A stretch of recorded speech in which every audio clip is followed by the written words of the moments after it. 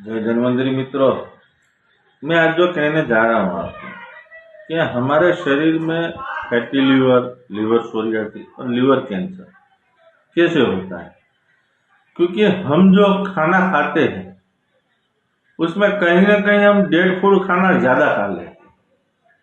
तो dead food वाला खाना है क्या कि सुबह से बनाया हुआ खाना जो हमने फ्रिज में रख दिया वो हमने शाम को फिर गर्म करके खाया और डेड फूड होता है।